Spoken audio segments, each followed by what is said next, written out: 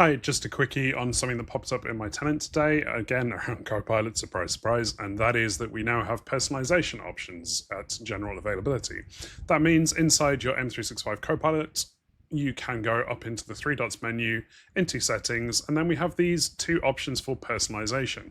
We have custom instructions. If we click on here, you can see I don't have any at the moment for this account, but it is where I can give Copilot a list of things that I want it to do, or how it can process an output when it's generating something for me.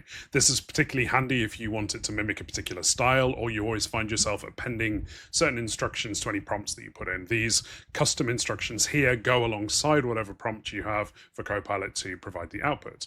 The second thing we have is this thing called Copilot Memory. And that means that when you're interacting with Copilot, you might say something like, no, remember I'm working on such and such.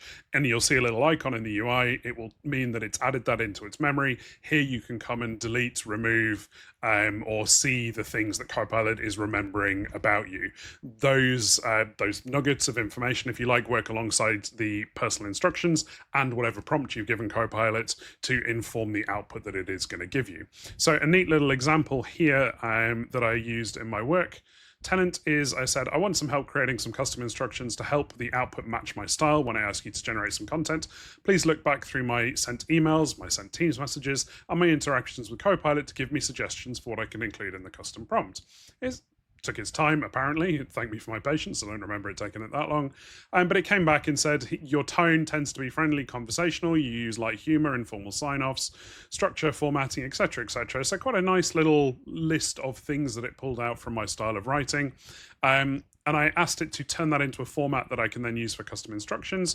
I got this blob of text that I can then take and I can put into my settings, custom instructions, and I can paste that in here. So, nice and simple, straightforward for today. Just a little nugget there.